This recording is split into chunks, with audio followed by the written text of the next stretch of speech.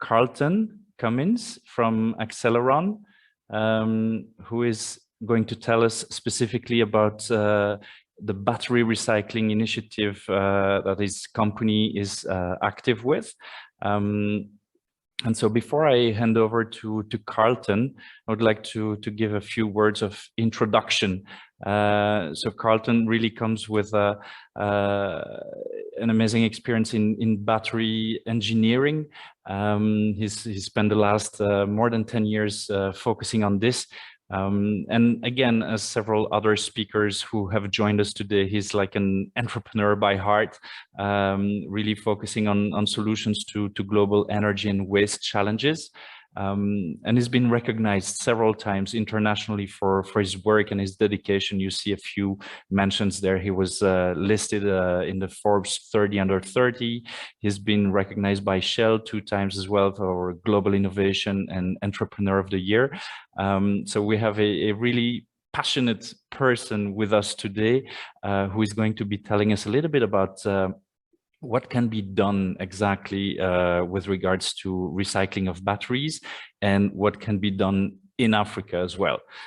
Carlton, I'm very pleased to welcome you today. I know you had a very challenging schedule, so I thank you even more for making the time to join us, and I hand over to you.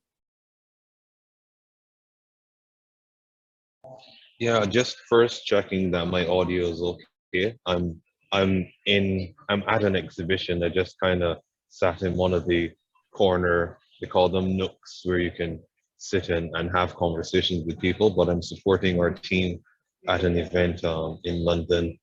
COVID, the person who was supposed to be here didn't get the chance to be here. So I just wanted to first check that my audio video is managing with all of the stuff going on around me. We in those conditions, honestly, we hear you and we see you pretty well, so don't worry about this. That's amazing. All right, I'll jump right into it. I've got a little presentation to share with you guys, so I'm just going to share my screen. I trust you can see my screen right now. Yes, and if you can maybe put it in presentation mode, so yes, that will be great. There we go. Perfect. So Aceleron, fundamentally, before I get into the nuts and bolts of what we do, the key thing we're trying to deal with, the why we exist, is that we're trying to remove a key barrier to clean technology, and that has to do with battery waste. Where the way batteries originally were designed, they were originally made for short-term applications, and we're talking about lithium-ion batteries. Lithium-ion batteries were originally designed for consumer electronics, camcorders, laptops, cell phones, things you have a 2 to 3 year relationship with.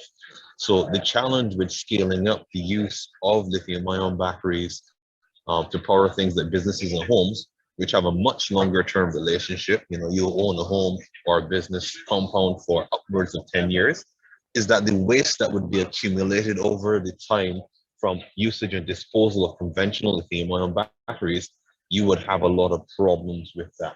So what we've done at Aceleron is that we've come up with an ecosystem approach to deal with battery waste challenge and make it a lot easier to use batteries for large scale applications, particularly stationary energy storage of renewable energy. So this image here shows what a typical lithium-ion battery looks like when it's assembled.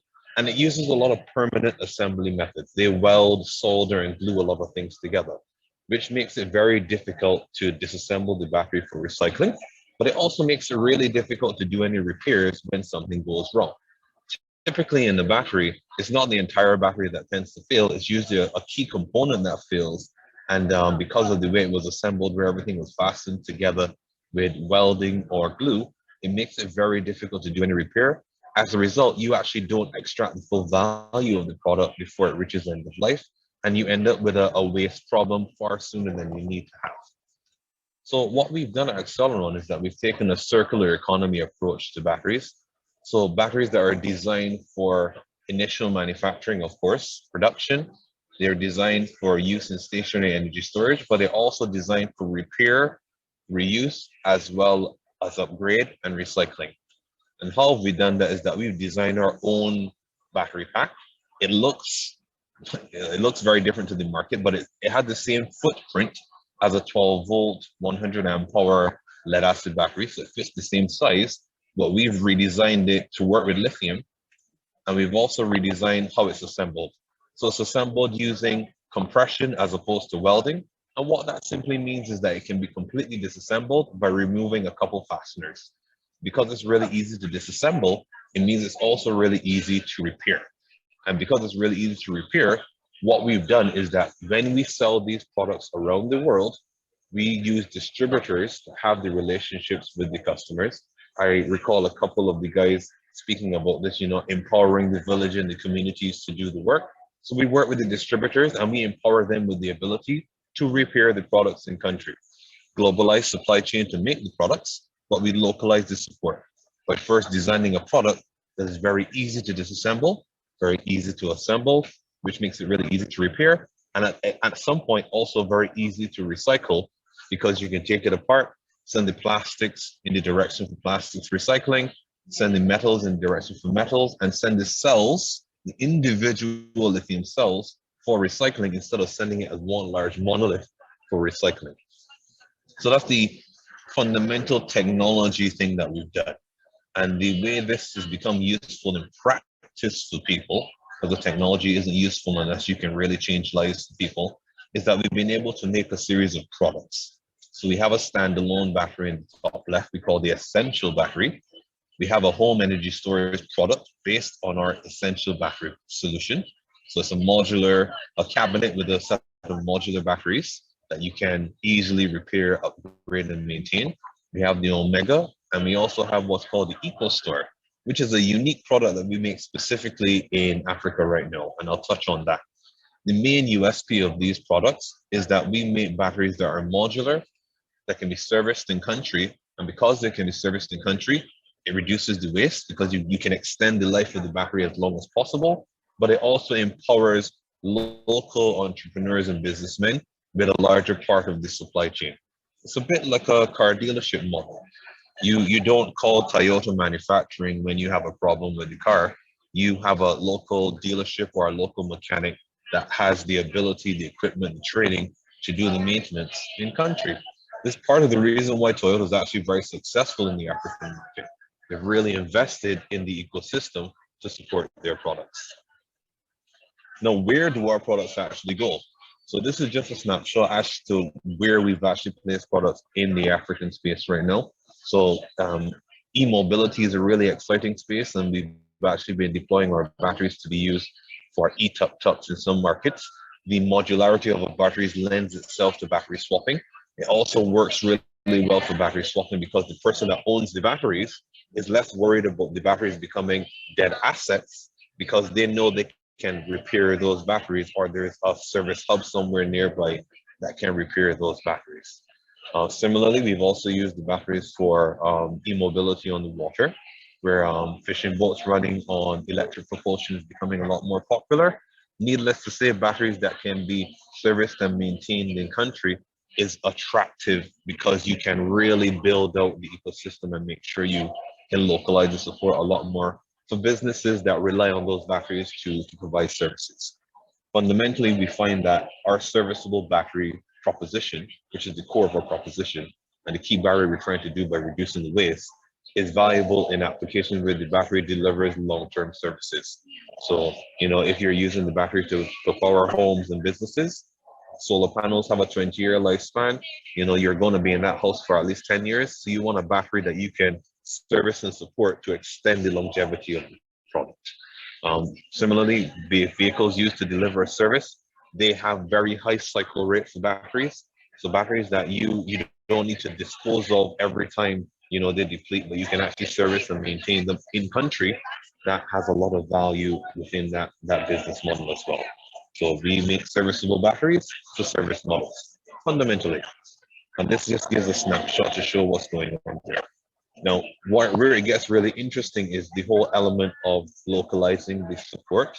When I talked about that, the way we actually do that is that we build out service hubs for our products. So this is just a snapshot of the product here at the home energy storage product. It's built with some of our batteries on the inside. So it's always the same batteries, but we demonstrate different types of products. You can see an example here on the right where everything is in the product here. compared to some of the incumbent technologies where everything is kind of scattered on the wall and it's a kind of locked system where you can't repair or change anything. We also have the largest system we have here, which is a rack mounted system. It's based on 4 of our serviceable battery modules. And that then is able to build large rack mounted systems that you can power larger facilities like microgrids. But the really exciting thing that I was going to mention is our family of product where we have first life batteries. And we also recently started to develop second life batteries. Now, the really exciting thing about these second life batteries is that we've localized the support for maintenance, but that same support we've provided for maintenance, you can see the equipment involved in that here. That same equipment for maintenance actually can be used to make products. So here in Kenya is an example of a facility where we've worked with the WE Center, the Waste Electronics Center in Kenya, where they had a problem with a lot of batteries were coming to them for recycling. We said we can probably actually reduce the amount of batteries you need to ship to Europe for recycling by looking and screening some of these batteries to evaluate their viability for reuse. So we recapitalize the same equipment that's used to maintain batteries to identify used batteries that are viable for reuse as second life products. So currently we have batteries that are made in Kenya from waste in the Kenyan market and sold to produce products for the Kenyan market. We believe that second life products need to be for the market where they emerge. It is never a good idea to ship waste around. So what we did instead is that we brought the technology to transform the waste into a product to the country. So this is an example here in the bottom right of a product. It's the same battery technology. We've just put it in a slightly different color to differentiate it as a second life product. And that's currently available in Kenya. So that's a really unique thing that we've been able to do with our ecosystem approach of first making a battery that's serviceable, and then second, building out service hubs to localize the support. Not only do you allow yourself the ability to maintain the products in country, but you also can use those same assets to make battery products second life. So that's just a quick snapshot of what we do. I don't want to talk too much because I realize it's getting a bit noisier over there. So I'll stop here, and I hope that I've given you, or at least piqued your interest in terms of what we do and how we approach things, and why what we do is very different in the industry. We don't see batteries as products that you just sell and dispose. We actually see them as assets that you should extract as much value from before you send them for recycling. That's it. Thank you very much, Carlton. And yes, there were quite a few messages saying their very impressive work. So definitely a source of inspiration for some of our listeners here today. I have some, despite the noise, don't worry about the noise. We'll deal with it. But I do have some questions for you, just to make sure I understand, because you spoke about the batteries for residential use, but then also you highlighted the fact that these batteries can be used for e-mobility and swapping system. What exactly is your business model? Do you sell those batteries, or do you provide them under lease basis, or maybe both? How do you function? So the first important thing to note is that we manufacture one type of battery. We've identified that battery, based on the fact that the battery is designed to be easy to service, is really valuable in applications where energy storage is used in a service model. So that's where you have the home energy storage, powering homes with the cheapest possible energy, solar or wind, or you have e-mobility, providing taxi transport delivery service using energy storage. Now, what we do is that we currently sell our batteries as a product, and we support it with maintenance and upgrades and upsell. We initially explored the idea of subscriptions, and we are still continuing to look at that, but we found that it's more important to first get people on and into the ecosystem than trying to rope people into a subscription model for something that they're not used to as yet. Show them that the technology works first, and then show them how the business model works for them as the second point of activity. So currently we sell these batteries to a number of parties. We are interested in subscription models for companies who are already there in their thinking. But if you're not there, we'll sell it to you and we'll maintain it for you because we got localized support in Kenya right now. That's very much the business model we go for. We are actually at the point where we're going to be building a containerized model for our service center that would allow us to deploy that in even more countries in Africa and other places in the world. Because that's our real USP. We make batteries that are designed to service, and we build up the ecosystem to service the product. It makes total sense. And building on this, so you explained that on the repurposing side of things for your activities in Kenya, you are collecting Kenyan batteries to be reused in Kenya. Are there any limitations in the type of batteries or in the battery sizes that you can accept, or is it actually quite flexible and you manage to deal with a whole range of different batteries? How should people understand the work you're doing and the range of impact that you can have, because there's a lot of different batteries out there from solar home systems. So how do you work? Yeah, just unmuting myself there. So it is a really good question. The distinction is the cells. So that's the double layered type kind of component, which is the lithium-ion cell. Currently, we work with cylindrical cells. So cells that have a format where they're cylindrical. They're the most ubiquitous type of cell on the market, but they're not the only format. We've chosen to work with that particular type of cell because our battery assembly hardware, the compression technology we've designed to assemble those cells into packs, works currently with cylindrical cells. We can and will build out for other formats in the future, but we currently support cylindrical cells. The key reason is because they're amongst the most ubiquitous already in the world, and they have economies of scale, so they're the most cost effective. We support several sizes of cylindrical cells, so it's not a case where we only support one size. We support, I think, up to 4 sizes of cylindrical cells right now, and they're the most popular in the home energy storage market, as well as the pico-solar market. So a lot of the small batteries that have been used in pico-solar, and we are also finding they're becoming very abundant in the e-mobility market. And the reason we've strategically done that is because we know there's an existing feedstock on that in the countries already. So that's why we focused on those batteries. I personally have a problem with the idea of taking waste from one part of the world and bringing it into emerging markets. I thought that it's far more valuable as well, even from an environmental point of view. If you look at the waste problems in the market already and you transform that into a product or a solution for that market. So that's the reason why we've also catered to the cylindrical cells. We've got a lot of them already there. There are a lot of them in most countries in the world already, to be honest.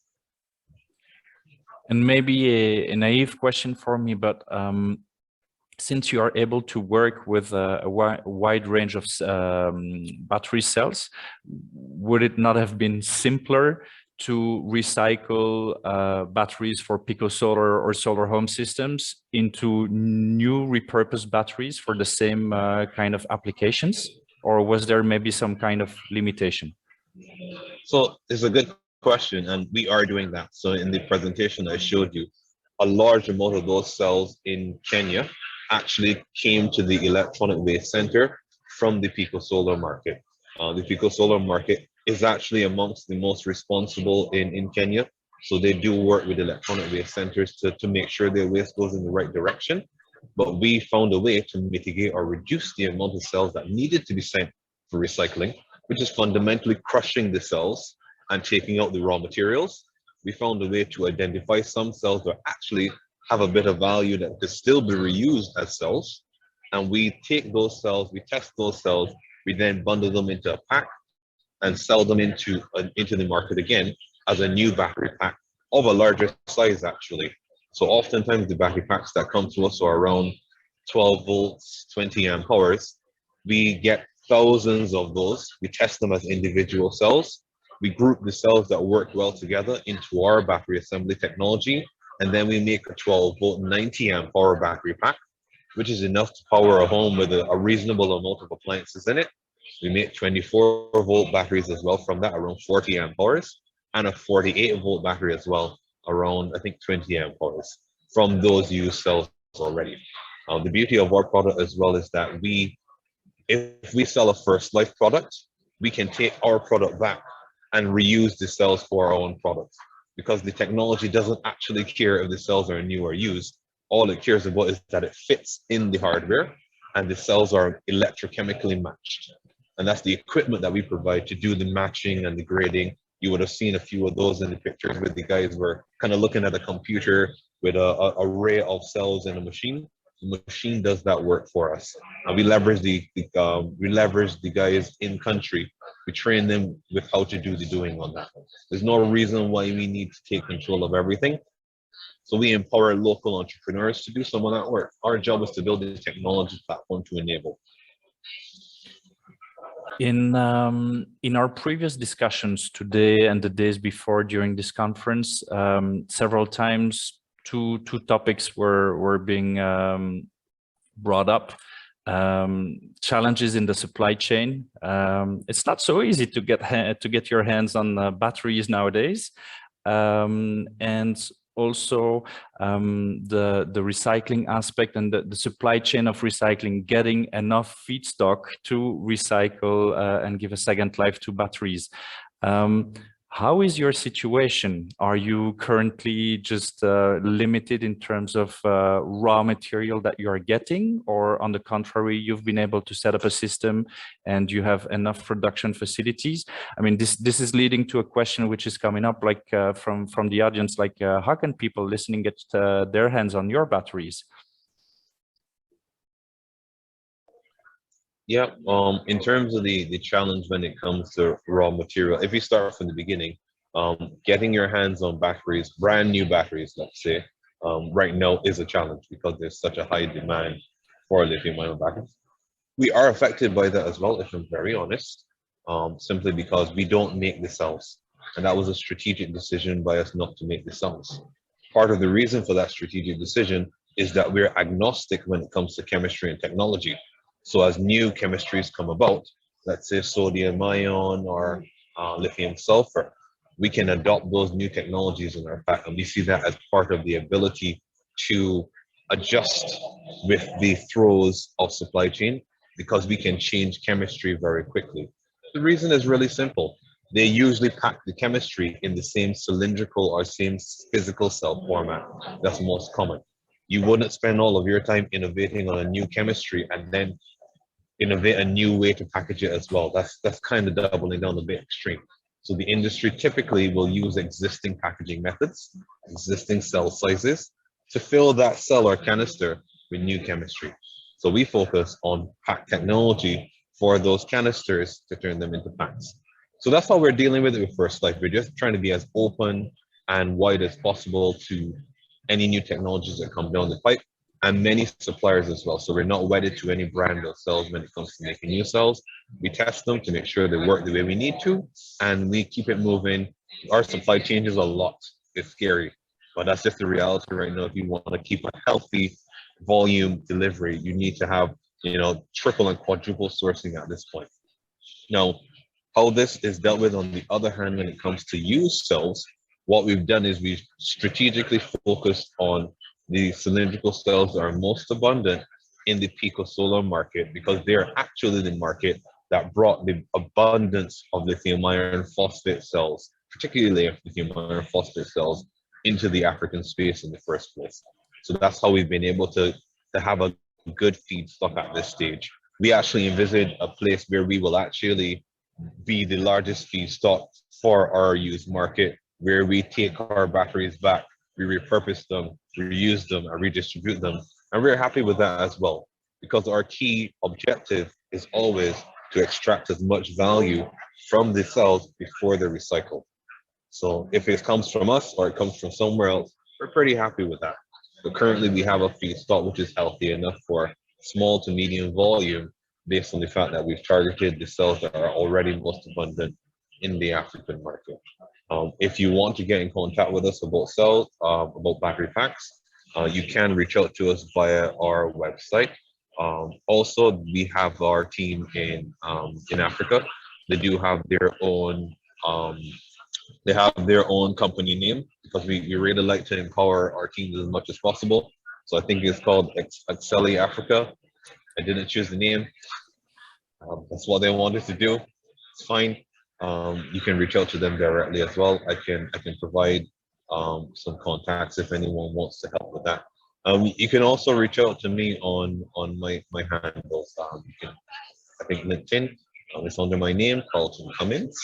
So if you search for Carlton Cummins, you'll see someone that looks like this. Or you can also find me on Twitter at Carlton Cummins one.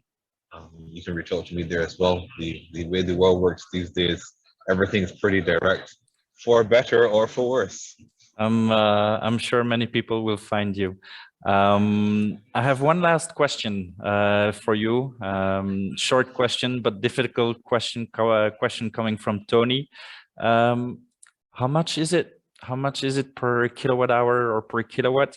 And then me, if I may, I would like to add a second question to this. How do you differentiate the price between new batteries and repurposed batteries? Is there a difference in price, or do you consider this as a totally similar product? So in terms of our new batteries, I'll be frank, we do have a bit of a premium right now. It's usually around 10–15% in terms of the standard spot welded battery. The value though is that you can extract a lot more value from the batteries in terms of the total cost of ownership, because you can get the batteries to last a lot longer. Most of the time batteries fail due to a single point of failure. A good example, we had a battery pack at Lake Victoria that was powering the fishing boats. It had a problem. Normally what happens is that you need to order a new battery from your supplier. It takes months. We sent a guy, he fixed it. He was actually able to do the fix in the field. The battery is redeployed immediately. There was no major issues with that. So you can see how there's an immediate value in terms of extracting more value in that fashion.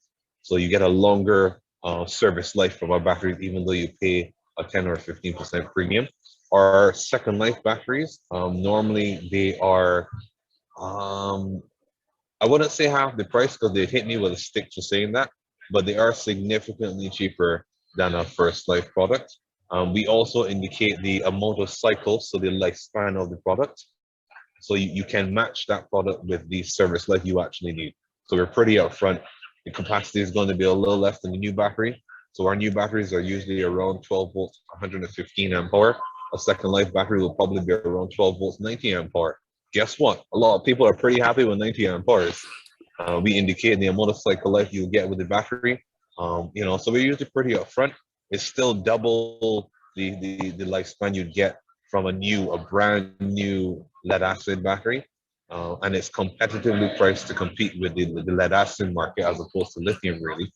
So we're pretty happy with our second life product. Our biggest challenge actually is scaling up to meet demand. And that's to do with supply chain, getting parts, training people up, all that stuff, getting the investment. Investors show me out, got to do that. Necessary. But that's just actually our challenge, meeting demand. No, but I'm sure with your energy and entrepreneurial spirits, I'm sure this is a temporary challenge. And I would like to thank you for candidly sharing with us a little bit about your company and your work. There were a lot of positive comments. Many listeners very impressed with your work.